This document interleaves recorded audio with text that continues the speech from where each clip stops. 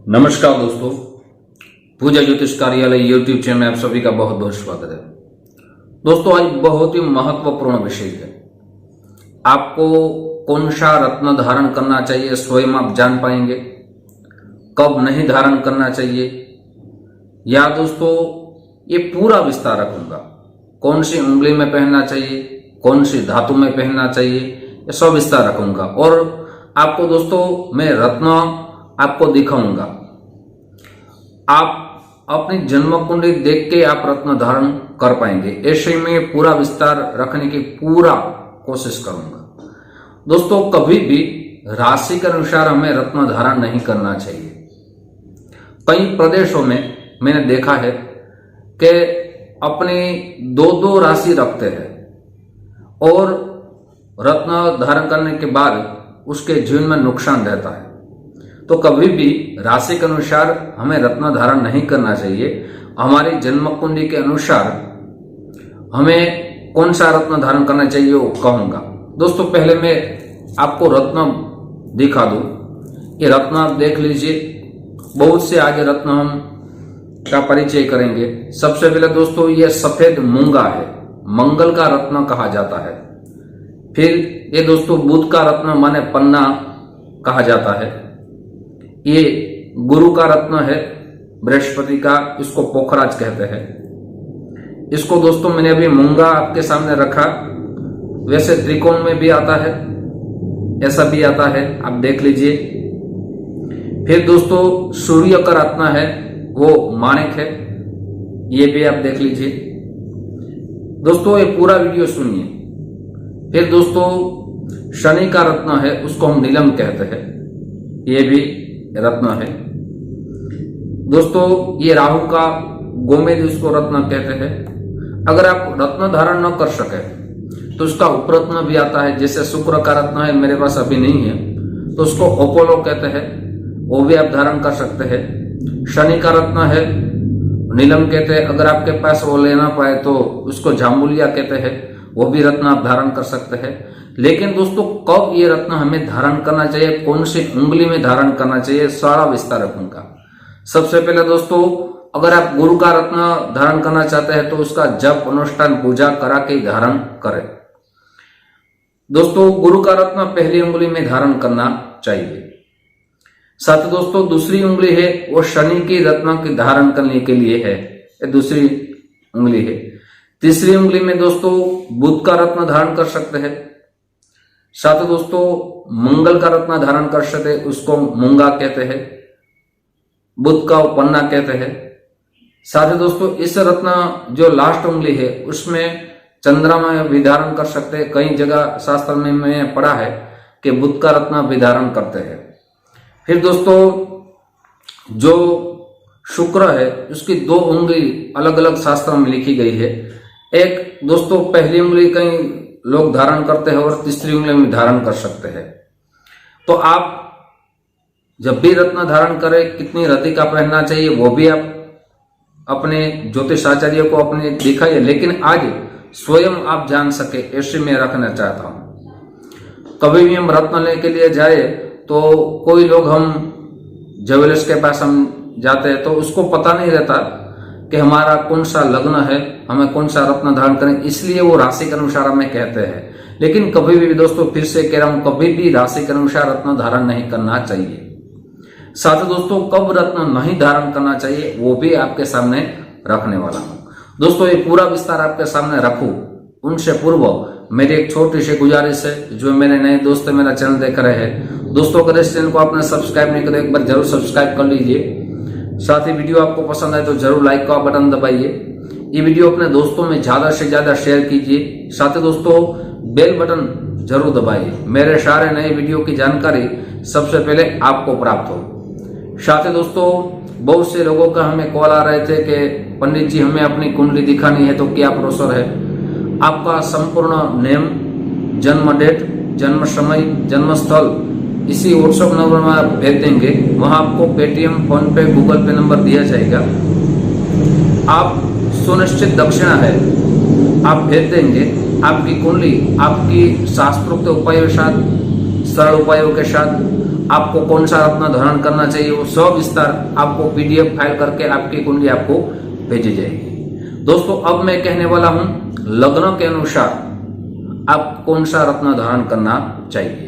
दोस्तों जन्म कुंडली में अगर आपका मेष का लग्न है तो आप कौन सा रत्न धारण कर सकते हैं वो भी सुन लीजिए। बाद में दोस्तों वो भी कहूंगा कि महादशा चल रही है तब कब रत्न धारण करना चाहिए नहीं करना चाहिए। साथ दोस्तों हमारे जो रत्न की बात कर रहा हूं उसमें कौन सा कब रत्न नहीं धारण करना वो भी बात रखूंगा। अगर आपका मेष लग्न है, माने कि जन्म कुंडली में प्रथम भाव में 1 नंबर लिखा है, तो वहां दोस्तों आपको मंगल का रत्न मूंगा, या दोस्तों सूर्य का रत्न माणिक, या दोस्तों आपको गुरु का रत्न जिसको हम पोखराज कहते हैं वो रत्न आप धारण कर सकते हैं। आपका दोस्तों अगर वृषभ लग्न है तब दोस्तों आपका लग्न में 2 नंबर लिखा होगा, तो शुक्र का रत्न है वो डायमंड कहते हैं, लेकिन उसका उपरत्न है उसको अपोलो कहते हैं, वो भी आप धारण कर सकते हैं।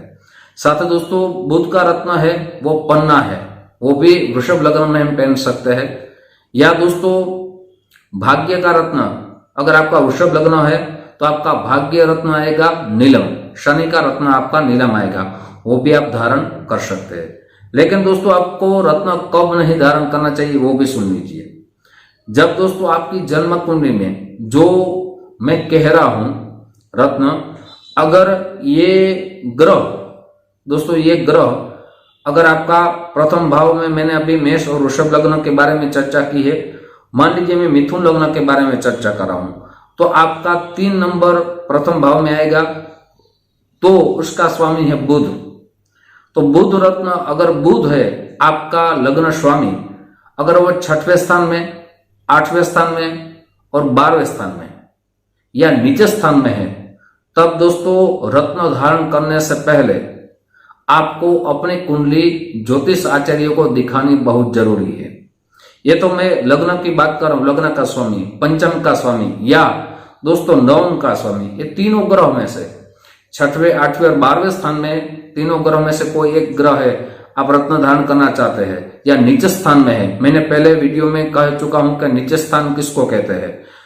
मान लीजिए दोस्तों सूर्य है वो प्रथम राशि में, माने मेष राशि में उच्चस्थ कहते हैं, लेकिन तुला राशि में नीचस्थ कहते हैं। वैसे दोस्तों ये तीनों ग्रह आपका लग्न स्वामी, पंचम का स्वामी या नवम का स्वामी, अगर ये 3 स्थानों में से एक स्थान में है तो रत्न धारण करने से पहले आपको सोचना चाहिए, अपनी कुंडली किसी को दिखानी चाहिए। दोस्तों अब मैं कर्क लग्न की बात करूं तो कर्क लग्न है आपका, तो दोस्तों आपको सबसे पहले मंगल का रत्न धारण कर सकते हैं, चंद्रमा मोती धारण कर सकते हैं, या दोस्तों पोखराज माने गुरु का रत्न धारण कर सकते हैं। लेकिन दोस्तों एक बात ध्यान रखें, आप अगर चंद्रमा मोती धारण कर रहे हैं या पोखराज रत्न धारण कर रहे हैं तो आपको कितनी रत्ती का पहनना चाहिए, और जो मोटापा है, शरीर बहुत बढ़ गया है, तो चंद्र का रत्न और गुरु का रत्न धारण करने से पहले अपनी कुंडली दिखानी जरूरी है, क्योंकि दोस्तों ये जल तत्व राशि है तो इसको सोचना बहुत जरूरी है, वरना आपका मोटापा बढ़ सकता है, इसलिए सोचना जरूरी है। अब दोस्तों आपका सिंह लग्न है, जन्म कुंडली में प्रथम भाव में 5 नंबर लिखा है, तो आपको सूर्य का रत्न धारण कर सकते हैं या गुरु का रत्न पोखराज धारण कर सकते हैं, और मंगल का रत्न मूंगा जिसको कहते हैं वो भी धारण कर सकते हैं। दोस्तों यहाँ केंद्र है, लग्न हम धारण कर सकते हैं, लग्न का स्वामी धारण कर सकते हैं, पंचम जो हम त्रिकोण कह रहे हैं, ये रत्न हम धारण करने से हमारे जीवन में अभिवृद्धि रहती है। दोस्तों जैसे मैं आपको कहूँ सूर्य का रत्न धारण करने से क्या होता है, तो सूर्य का रत्न धारण करते हैं तो हमारे जीवन में यश की कामना पूर्ण होती है, हमें प्रतिष्ठा बढ़ती है, हम हमारे जीवन में जो कार्य कर रहे हैं उस कार्य में हमें विजय की प्राप्ति हो सकती है। या दोस्तों मंगल का रत्न है जिसको मूंगा हम कहते हैं, तो मंगल का रत्न धारण करने से हमारे साहस की अभिवृद्धि बढ़ सकती है, हम जो कार्य कर रहे हैं उसमें सिद्धि प्राप्ति हो सकती है। या बुध का रत्न है दोस्तों, बुध का रत्न वाणी का ग्रह माना गया है, बिजनेस का ग्रह माना गया, कारक माना गया है, वो रत्न धारण करने से हमारे जीवन में बिजनेस का ग्रोथ बढ़ सकता है। गुरु का रत्न है दोस्तों, उसको पोखराज कहते हैं, तो वो संतान में अभिवृद्धि कर सकते हैं। हमारी शादी में जो दिक्कतें आ रहती है, परेशानी आ सकती है, वो रत्न धारण करने से वो दिक्कतें परेशानी दूर हो सकती है। शुक्र का रत्न है दोस्तों, वो वैभव कारक है, संपत्ति कारक है, नौकरी में अभिवृद्धि कर सकता है। शनि है वो दोस्तों हमारे जो बिजनेस कर रहे हैं, लोहे का बिजनेस करे या दोस्तों बिजनेस में आगे बढ़ने के लिए शनि का रत्न धारण करना चाहिए। और दोस्तों राहु और केतु, उसका दोनों का रत्न धारण करने से हमारी कुंडली पहले हमको दिखानी बहुत जरूरी है। दोस्तों अब मैं बात करूं कन्या राशि की, कन्या लग्न की। अगर आपकी जन्म कुंडली में प्रथम भाव में 6 नंबर लिखा है तो दोस्तों आप बुध का रत्न धारण कर सकते हैं, शुक्र का रत्न धारण कर सकते हैं और शनि का नीलम रत्न भी धारण कर सकते हैं। अगर दोस्तों आपका तुला लग्न है, जन्म कुंडली में प्रथम भाव में 7 नंबर लिखा है, तब दोस्तों आपको बुध का रत्न धारण कर सकते हैं, शुक्र का रत्न धारण कर सकते हैं और शनि का रत्न भी धारण कर सकते हैं। और दोस्तों ये भी देखना बहुत जरूरी है कि हम जो रत्न धारण कर रहे हैं वो हमें कितनी रत्ती का पहनना चाहिए। कभी कभी ये भी देखा गया है कि जो रत्ती का पहनना चाहिए उससे ज्यादा पहन लेते हैं, तब भी नुकसान रहता है। इसलिए जन्म कुंडली दिखानी यहाँ जरूरी रहती है। दोस्तों यहाँ में जो विश्लेषण करना हो वो सामान्य विश्लेषण कर रहा हूं, यहाँ कुंडली देख के विश्लेषण नहीं कर रहा हूं। लेकिन दोस्तों आपका जो शरीर माध्यम है, रत्न धारण करने से दोस्तों 2 हो सकते हैं। प्रथम भाव है वो शरीर का माना गया है, तो शरीर में नुकसान भी रहता है और फायदा भी रह सकता है। दोस्तों बात कर रहा हूं मैं वृश्चिक लग्न का।